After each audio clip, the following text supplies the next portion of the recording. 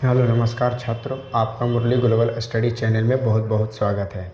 आज हम लोग क्लास 10 के बायोलॉजी का देखेंगे वीवीआई क्वेश्चन, जो कि आपको बिहार बोर्ड में पूछा गया क्वेश्चन है। इस क्वेश्चन को मोस्ट इम्पोर्टेंट क्वेश्चन समझते हैं। इस क्वेश्चन को आप लोग भी ध्यानपूर्वक देख लीजिएगा और याद कर लीजिएगा। क्वेश्चन है आपका, चैप्टर है जैव प्रक्रम। चैप्टर का नाम क्या है? जैव प्रक्रम। देखिए यहाँ पे हम लिख दिया है आपका क्लास 10 सब्जेक्ट बायोलॉजी रहेगा। आपका चैप्टर नंबर 1 है जिसका नाम है जैव प्रक्रम। तो जैव प्रक्रम का आपका मोस्ट इम्पोर्टेंट क्वेश्चन को देख लेंगे, जो कि 2026 में पूछने वाला प्रश्न है। इसको 90% समझते हैं कि पूछने वाला क्वेश्चन है। अब इसको क्वेश्चन को बढ़िया से पढ़ लीजिएगा, याद कर लीजिएगा। इस वीडियो में हम 2 क्वेश्चन को लेकर के आए हैं, अगला वीडियो में 2 क्वेश्चन और लेकर आएंगे।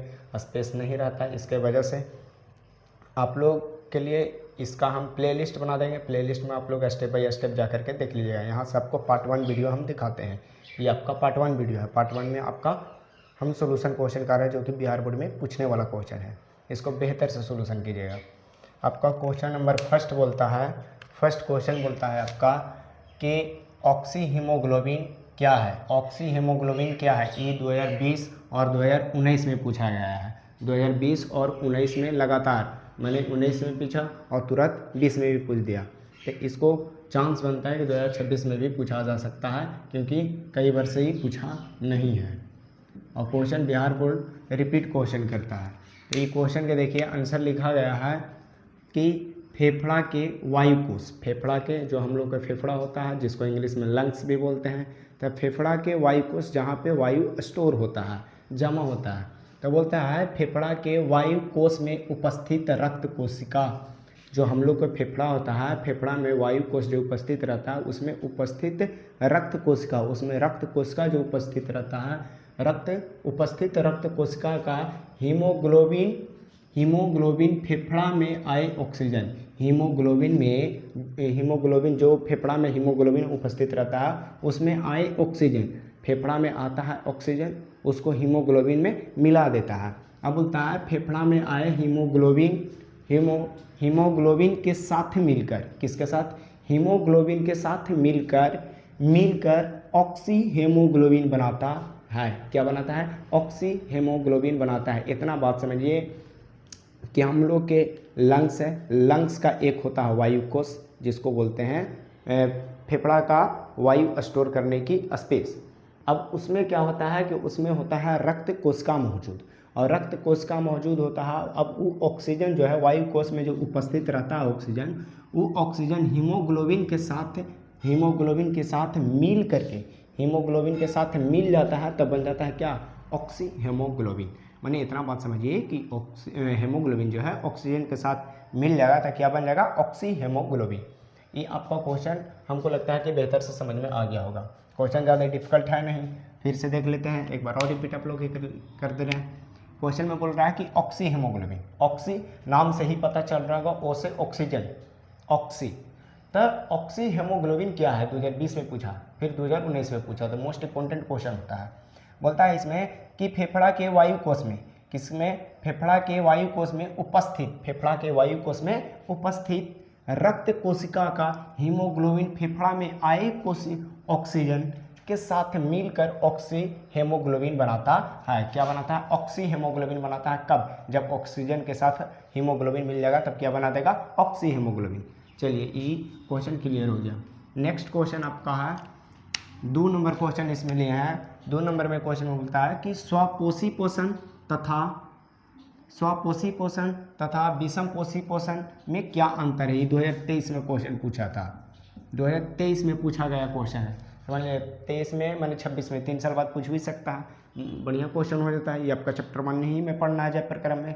अच्छा क्वेश्चन है ये। आप लोग 7-8 में भी चैप्टर इसके बारे में पढ़ेंगे, स्वपोषी परपोषण इसके बारे में। तो इसमें पूछा है कि परपोषण को ही विषम पोषण कहा जाता है, विषम पोषी कहा जाता है। इसमें बोलता है स्वपोषी पोषण तथा विषम पोषी पोषण में क्या अंतर है। दोनों में आप डिफरेंट बताइए कि what is the different between autotrophic and heterotrophic.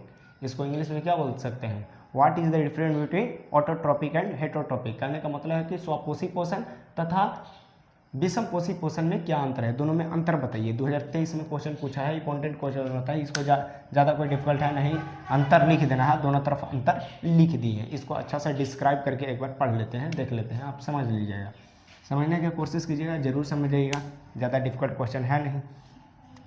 इसमें देखिए बताता है कि स्वपोषी पोषण और एक तरफ लिखे हैं विषम पोषी पोषण, दोनों में अंतर स्पष्ट करते हैं, क्या अंतर है। देखिए फर्स्ट नंबर अंतर जो लिखे हैं स्वपोषी पोषण में, फर्स्ट नंबर अंतर है आपका कि स्वपोषी पोषण में जीव अपना भोजन स्वयं बनाता है। जो स्वपोषी पोषण होता है वो अपना भोजन जो है स्वयं बनाता है, नाम से ही पता चल रहा है। स्वपोषी पोषण, पोषण माने होता है भोजन करना, माने अपना भोजन जो है खुद से बनाएगा, उसको बोलेंगे स्वपोषी पोषण। जिसे आपका दिया है कि स्वपोषी पोषण, फर्स्ट नंबर अंतर लिखे है कि स्वपोषी पोषण जीव अपना भोजन स्वयं बनाता है। स्वपोषी पोषण जो है अपना भोजन स्वयं बनाता है। इसी के हम जस्ट अपोजिट में देख ले रहे हैं विषम पोषी पोषण। विषम पोषी पोषण के फर्स्ट नंबर अंतर लिखे हैं कि विषम पोषी पोषण, क्या बोले हैं, विषम पोषी पोषण में जीव अपना भोजन स्वयं नहीं बनाता है। विषम पोषी पोषण में जीव जो है, जीव जंतु जो है वो अपना भोजन स्वयं नहीं बनाएगा, किसी दूसरे पर डिपेंड रहेगा, किसी दूसरे पर आश्रित रहेगा।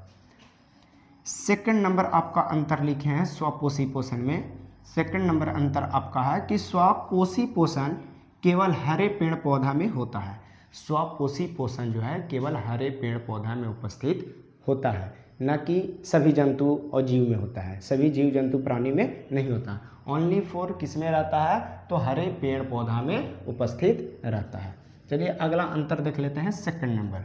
सेकंड नंबर अंतर में बोलता है विषम पोषी में।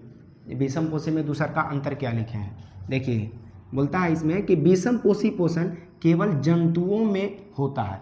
विषम पोषी पोषण में किस में होता है, केवल जंतुओं में। जंतु में हम लोग भी चलाते हैं, जानवर लोग भी चलाता है और मानव भी चलाता है। तो इसमें जो है विषम पोषी पोषण जो है हम लोग में होता है और जानवर में होता है। तो इतना बात समझ लीजिए कि विषम पोषी पोषण केवल जंतुओं में होता है। हम लोग भोजन खुद से नहीं बनाते हैं, हम लोग भोजन को पकाते हैं, हम लोग पेड़ पौधा पर आश्रित रहते हैं, किसी जानवर पर आश्रित रहते हैं। जैसे दूध के लिए हम लोग, पनीर के लिए हम लोग जानवर पर आश्रित हो जाते हैं, अनाज एवं गेहूँ आटा चावल के लिए हम लोग जो है किस पर आश्रित हो जाते हैं, तो हरे पेड़ पौधा पर आश्रित हो जाते हैं। यहाँ तक तो आप लोग बहुत बढ़िया से समझिए होंगे। चलिए नेक्स्ट अंतर देख लेते हैं। इसका अगला अंतर है आपका विषम पोषी स्वपोषी में। स्वपोषी पोषण में तीसरा का अंतर लिखे हैं, देखिएगा बढ़िया से बढ़िया। बोलता है स्वपोषी पोषण में भोजन बनाने के लिए कार्बन डाइऑक्साइड, जल और सूर्य का प्रकाश तथा हरित लवक आवश्यकता होती है। बोलता है कि स्वपोषी पोषण में अपना भोजन को बनाने के लिए कार्बन डाइऑक्साइड, जल, फिर सूर्य का प्रकाश और हरित लवक का जरूरत पड़ता है। मुख्यतः 4 कार्बनिक पदार्थ का जरूरत पड़ता है। वो आपका है स्वपोषी पोषण में कौन कौन है, तो कार्बन डाइऑक्साइड है, जल है और आपका सूर्य का प्रकाश है और हरित लवक। हरित लवक हम लोग क्लोरोफिल को बोलते हैं। ये इसको ऑब्जेक्टिव में भी पूछता है कि पेड़ पौधा हरा क्यों होता है, तो क्लोरोफिल के कारण होता है, इसका आवश्यकता होता है। मैंने स्वपोषी पोषण में भोजन को बनाने के लिए मुख्यतः 4 अकार्बनिक पदार्थ की जरूरत पड़ता है। वो चारों अकार्बनिक पदार्थ आपको लिखा गया है। अब इसमें देख लेते हैं विषम पोषी में क्या बोलता है। विषम पोषी में बोलता है, विषम पोषी में तीसरा अंतर कि विषम पोषी पोषण में जीव हरे पेड़ पौधा या जंतुओं के द्वारा अपना भोजन ग्रहण करता है। विषम पोषी के अंतर्गत जितना भी जीव जंतु जानवर वगैरह आते हैं वो चाहे तो हरा पेड़ पौधा पर आश्रित रहे और नहीं तो किसी न किसी दूसरे जानवर पर आश्रित रहे। ऐसा जीव जंतु को हम लोग विषम पोषी बोलते हैं। ऐसा पोषण करने वाले जीव जंतु को क्या बोलेंगे, विषम पोषी पोषण कहते हैं। जैसे में हम लोग जो है पेड़ पौधा पर आश्रित रहते हैं, दूध के लिए हम लोग दूसरा जानवर पर आश्रित रहते हैं, अंडा के लिए भी दूसरे जानवर पर आश्रित रहते हैं। चलिए ये बात आप लोग क्लियर आप लोग के हो गया होगा। यहाँ पे एक चीज़ और देखिएगा कि आपसे अगर कार्बन डाइऑक्साइड के फार्मूला पूछे तो CO2 होता है, जल का फार्मूला पूछे तो H2O होता है। इस चीज़ के याद कर लीजिएगा। तो आप लोग ये 2 क्वेश्चन जो है मोस्ट इम्पोर्टेंट क्वेश्चन था, आप लोग को बढ़िया से समझ में आ गया होगा। अब हम आशा नहीं पूर्ण विश्वास करते हैं कि आप लोग के पूरा कंठस्थ ई क्वेश्चन को ढंग से और दिमाग में फिट बैठ गया होगा। अब इसी तरह से हम लोग अगला वीडियो में भी 2 क्वेश्चन जय प्रकरण के ही लेकर के आएंगे, जो कि मोस्ट इम्पोर्टेंट क्वेश्चन होने वाला है, जो 2026 में पूछने वाला है। जय प्रकरण से जितना क्वेश्चन लिखा देंगे वो टोटल के टोटल एग्जाम में आने वाला क्वेश्चन रहेगा, इसी से क्वेश्चन देगा, इससे बाहर क्वेश्चन बिहार बोर्ड नहीं दे सकता है। अब आप लोग ढंग से इसको याद कर लीजिएगा। अगर वीडियो पसंद पड़ा होगा तो वीडियो को लाइक कीजिएगा और चैनल को सब्सक्राइब कीजिएगा और दोस्तों के पास शेयर भी कीजिएगा। Thank you so much. Next video का इंतज़ार कीजिएगा, आप लोग के लिए भी हम इंतज़ार करेंगे। Thank you.